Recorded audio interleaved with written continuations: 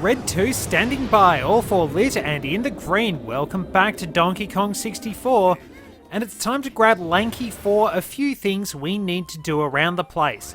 We'll have to head back to Fungi Forest in order to raise that blasted rabbit, but inside K. Lumsey's cage, we can put the Orangutan Sprint to good use. Now, where's the switch and the barrel? Because once we get this done, there's another gold banana. Let me at least suss out where the switch is, and then we can basically get it done as quickly, quite literally, as possible. The orang... Oh, right. Well, it does waste a crystal coconut for 5 coins we don't need. That probably wasn't the best trade-off I could have made. There's the switch. Probably worth running around the entire... Don't know if it's worth running around the entire cage, but there you go. We'll set ourselves right, and it's very good to get this little cutscene out of the way, because if you do it during the upcoming race with the bloody beetle or the rabbit, yes, that stupid beetle is back in Crystal Caves, you will actually wind up getting delayed. They will actually wind up outrunning you, and you basically won't be able to win the race really easily. But there we are, we've got that one done pretty smoothly. We can do some work with Tiny, and a little bit with Chunky, and then we can actually move on to raising the rabbit.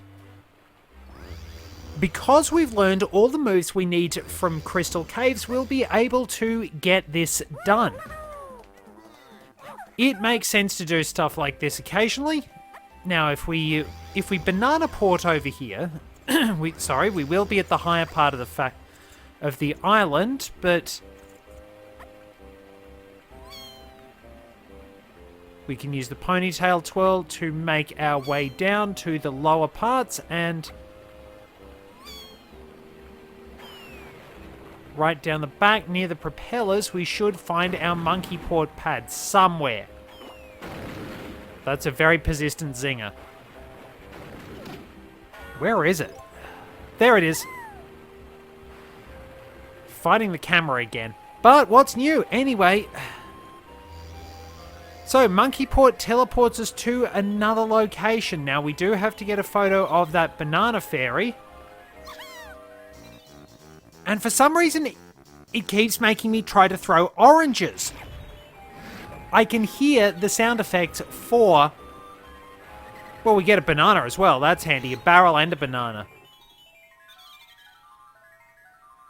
And there's apparently another banana fairy out there too. So, Tiny has all of hers sorted out. So, can I actually take a good photograph? Bang on! Not too bad. See, I haven't really got much of a discussion topic sorted out. Everything's sort of been a bit off the top of my head today, in all fairness. If we head down this way, though, we will be able to see...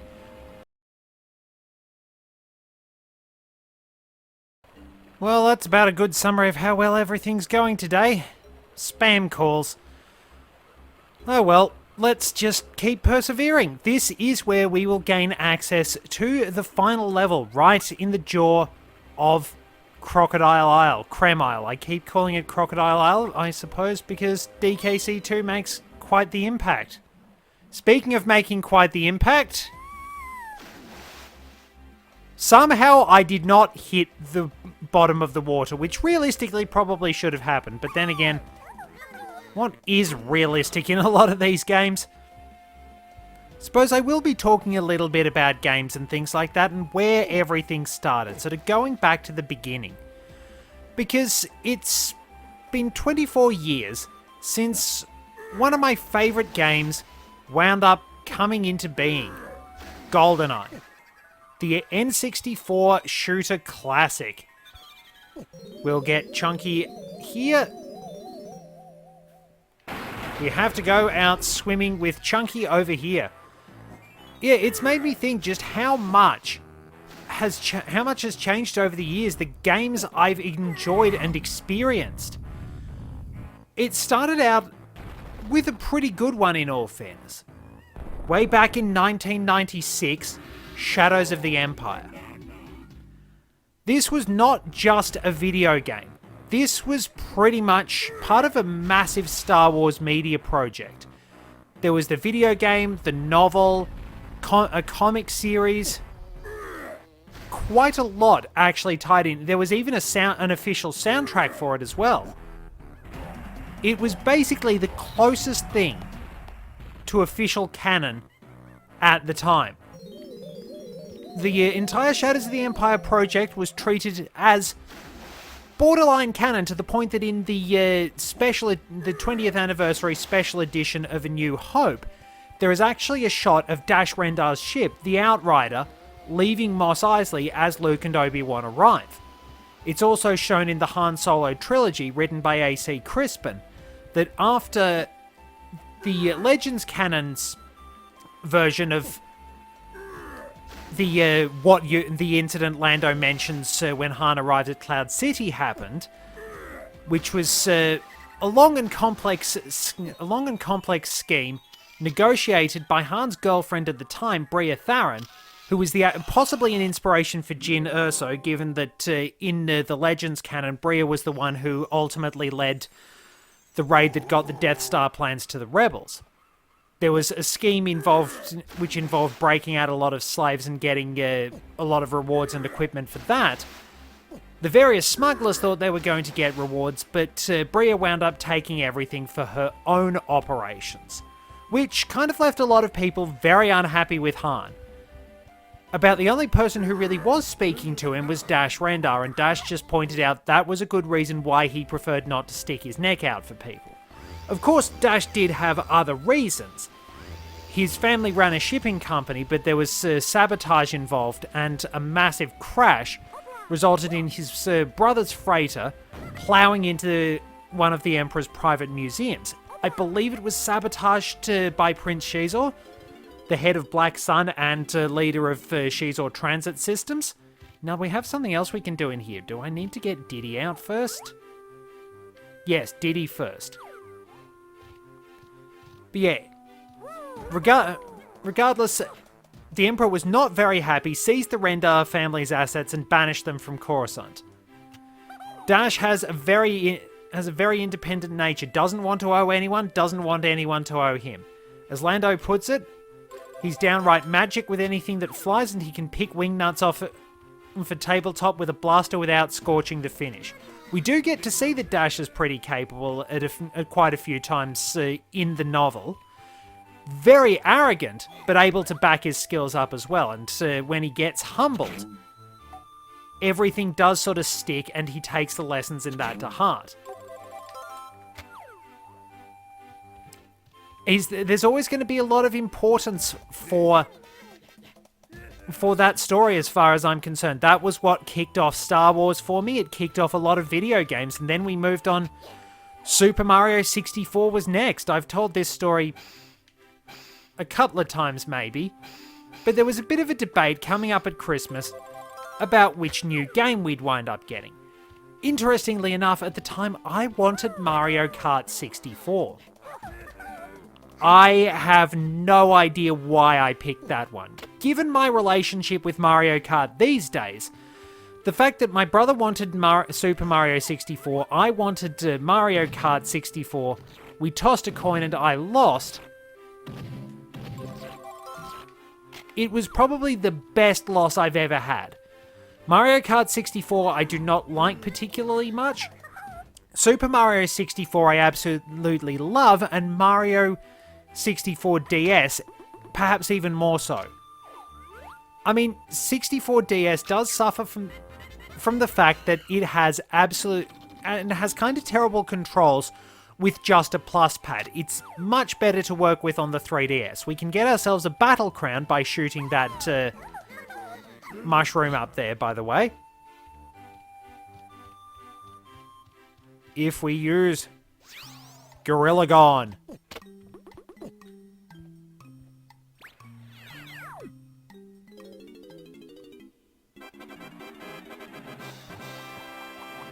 Here we are in the arena for the Forest Fracker. Have a few bones. Box on with a splat. Nearly go off the edge. A headless enemy. I think you can also wind up knocking their arm off.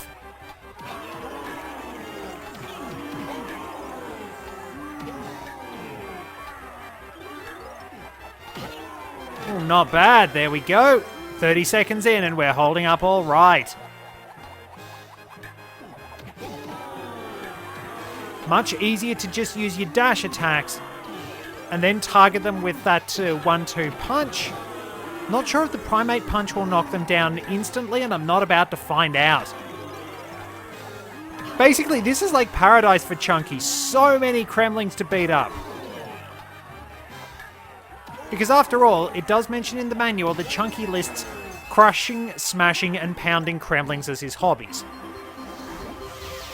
So basically, the fact that Chunky gets to do this one is just saying, go nuts, buddy, have a lot of fun with it. We do need to get Lanky out. But yeah, Mario 64 has always been a beautiful experience, and as I said, the DS version, probably its biggest issues are that you've either got the stylus control, which is a bit fiddly, or the plus pad, which can be a bit inaccurate. I mean, you can kind of break the game with Luigi, if I'm going to be honest, but overall, I had a lot of fun with that game. There have been lots and lots of great games I've been really fortunate to experience, and being able to grow up in the era when Rare was really at its peak, that has been significant for me. I missed out on the SNES era, which is a little unfortunate. But at the same time, I got the Nintendo 64 era. And I'm just sort of wondering, what's that golden era for you? What's that era where you really think the games are absolutely outstanding? Because, I mean, there's going to be a big nostalgia factor in a lot of these. I'm going to have a degree of bias towards some of the games of my childhood. But some of the ones that have come along as I've got older have been fantastic. Don't get me wrong, I imagine there'd still have been a lot of crap no matter what. I mean, Superman 64 for one thing, and Clay Fighter 63 and a third. But, like, let's be honest here, sometimes those games which are a bit crap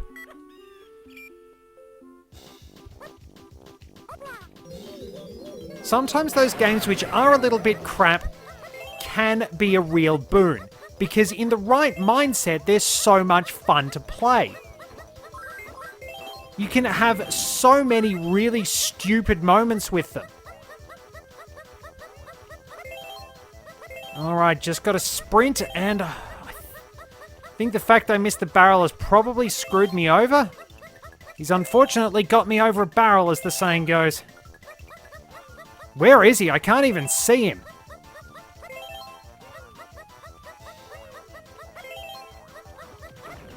Whoops. And we can't even restart.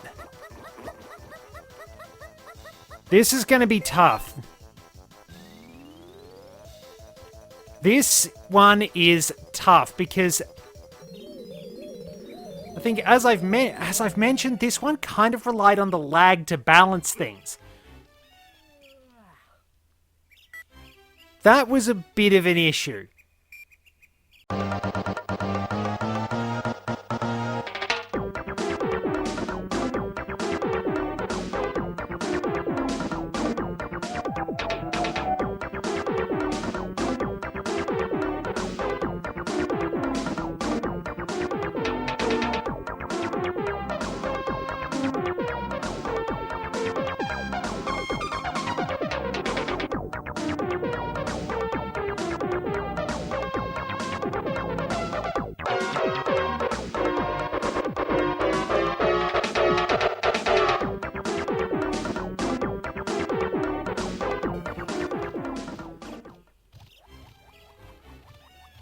Oh boy. Can probably rustle up enough crystal coconuts for one more run. Yeah, there was one where I really should have had it, but it didn't count. Oh boy. Like, it's not so much the fact that it basically relies on the game actually lagging to be a bit of a challenge. It's more the fact that it's just painful. Well, it's definitely painful, but it's definitely the fact that you don't get the supply of crystal coconuts. The fact that you're essentially forced to run short on crystal coconuts and run around looking for more. That's easily the worst part of this. Let's see, where do I need to go to actually get some? And there is no easy way to stock up on your crystal coconuts. I'm gonna have to come back with a few more. Well, while I'm here, I might as well finally get that one banana I managed to miss with Tiny. There we go, a little bit of personal pride satisfied.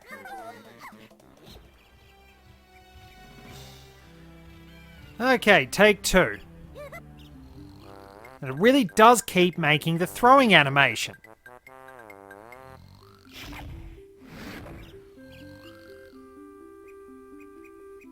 Alright, we'll have to see if this gets a bit easier.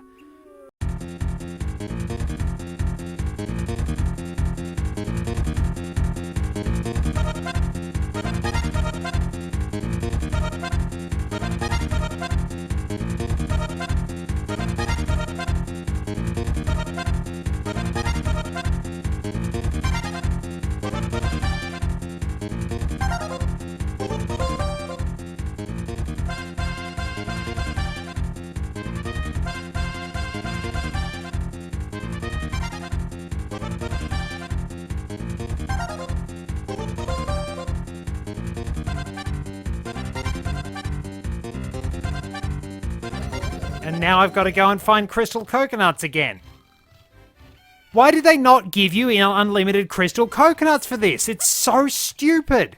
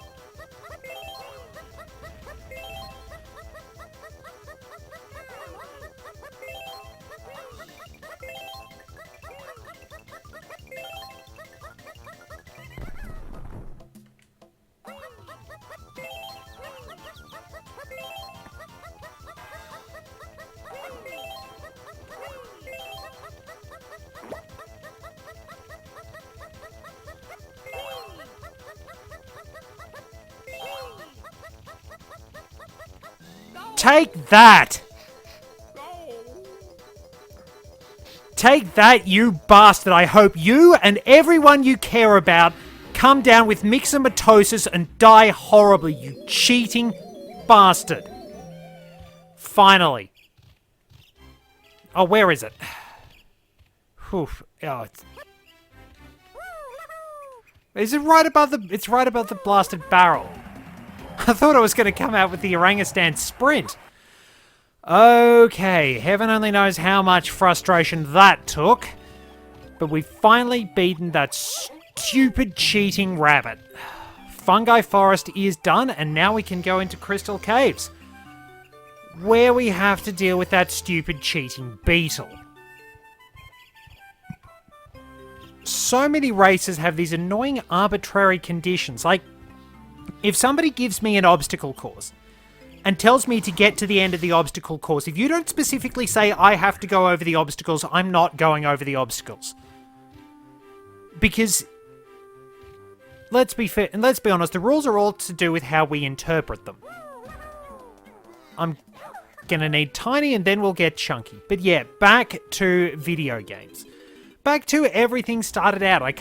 How everything started out. I can't quite remember absolutely every detail of all the games I've played over time. It took me a bit of time to actually get to some of the old classics like the Super Nintendo era and things like that. That I just missed out on, in all fairness. The Nintendo 64 was where it kicked off for me, and the Game Boy was shortly after that. Admittedly, I didn't really get into Game Boy games until about 2000. But, I mean, in the meantime, we had things like GoldenEye, Bomberman 64, absolutely loved that, Banjo-Kazooie, which was just... it's still brilliant. It might show its age a bit, as a lot of games from the period would, but it still has a lot going for it. There are lots and lots of really good elements about Banjo-Kazooie. It does its own thing in its own way with a nice bit of fun. It is indeed just following the leader, as it were. It's pretty much taking leaves out of Super Mario 64's playbook.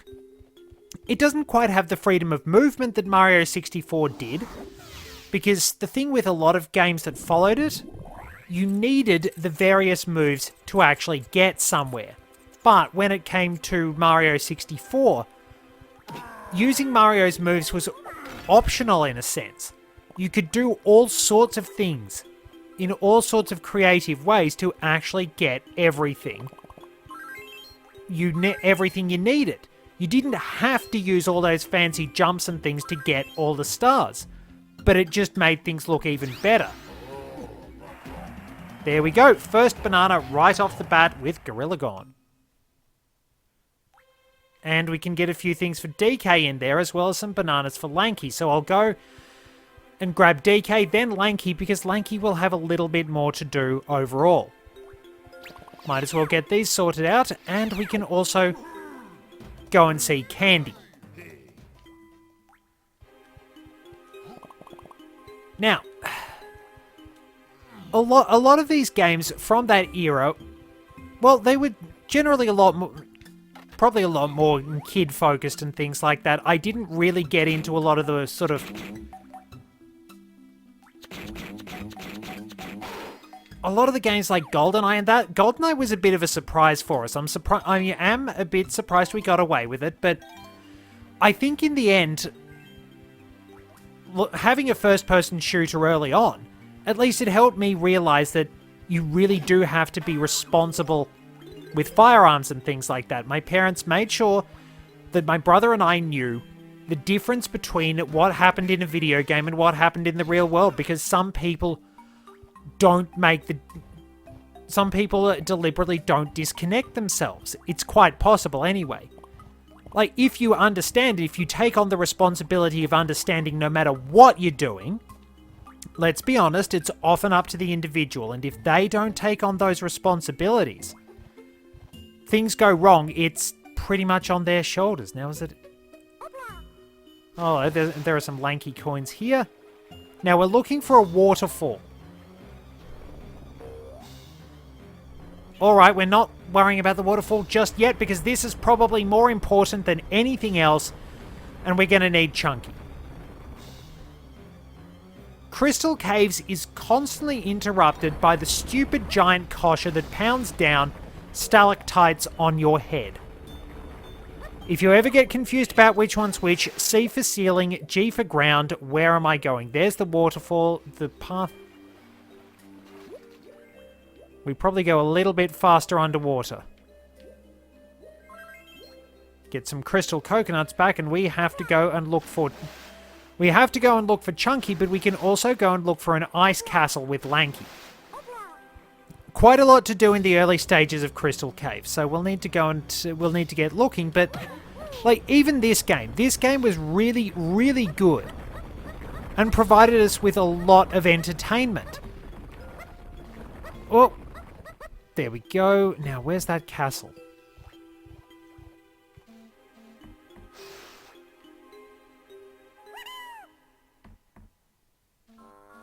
Whoa, wait, there are bananas. So, I need to position myself right to get those bananas. But, I just... oh, this isn't a good spot to be. Camera! Camera!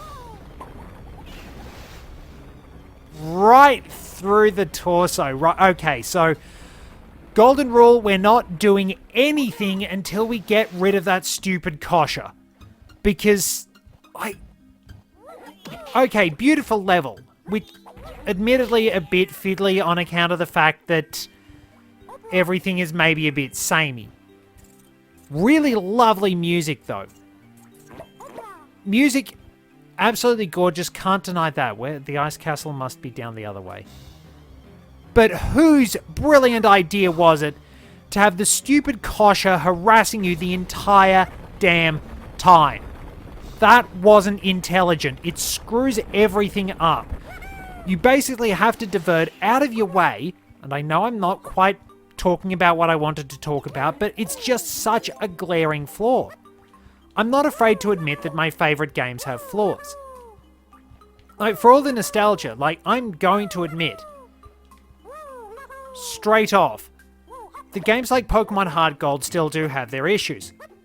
And it's okay. It's okay to like them even though they have their issues. Now, we need to find the rock switch. But we can also go over here to go and talk to Funky, because we will get another upgrade. Jeez Louise, that's rude. You see what I mean? Like, you're trying to go anywhere. And there are rocks falling like every 30 seconds. It's turned into a bit of a rant. Because first we had that stupid rabbit, and now we have this.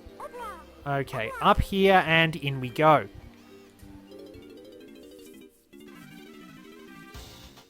Take a look at this ammo belt, Lanky. All you Kong dudes get to carry more ammo for just 5 coins. I take it you're up for it? Are we ever? We have 200 ammo and an improvement to our oranges, 30 as well. Okay, Lanky, you're now maxed out at 200 shots. We have one more thing to get from Funky. But yeah, even for all these frustrations, like, I think over time, there's almost... If we don't go the nostalgia route, there's almost... Call it a correction in a weird way. Like, we almost force ourselves to see the flaws a little bit more when it comes to those games of the past. If we're not blinded by nostalgia, because... Like, things can be flawed, but they can still be very, very good, too. Like, as I've said, I know Pokemon Gold is very flawed. I know Heart Gold still has some of those flaws. It doesn't fix them all up. It was near here, wasn't it? That rock I'm looking for? Yes. We need this. But yeah, they're legitimately, you can still enjoy those games. Be ready to admit they have flaws. There we are. This is part 1 of getting rid of that kosher. We need to go back towards the start. Let's get out of here. It's this way. If we go through here... Well, we've got to Snides at least. Is that for Chunky? Yep. They're already doing well on Chunky's bananas. Might as well pick up the coins even though we don't need them. Like, if you're running short on coins in this game, you probably haven't been looking quite hard enough. Because you're really not going to have that many problems. It's further up this way, isn't it?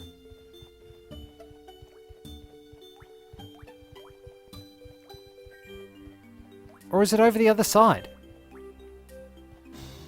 There's somewhere we have to go that I thought was close to the start, but I'm wrong.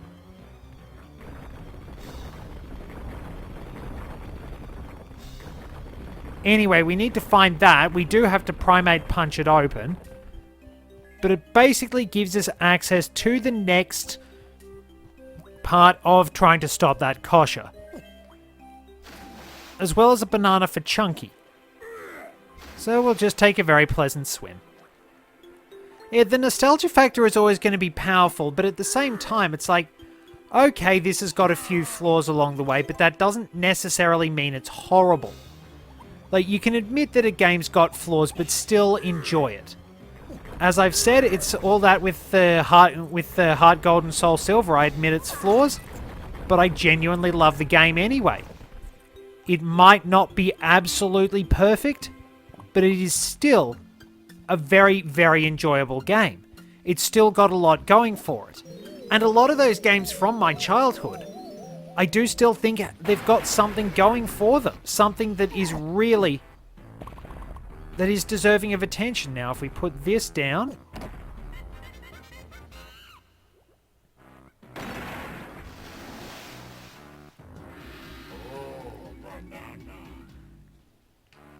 Gold banana, might as well get these bananas for DK, and then we can... probably a good spot to wrap things up for this episode. Gives me a little bit of time to gather my thoughts.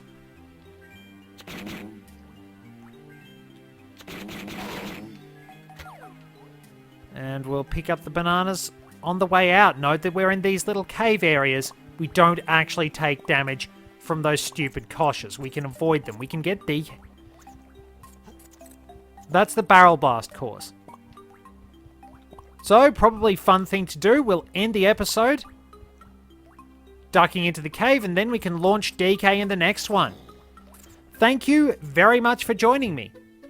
Till next time, this is Red 2, returning to base.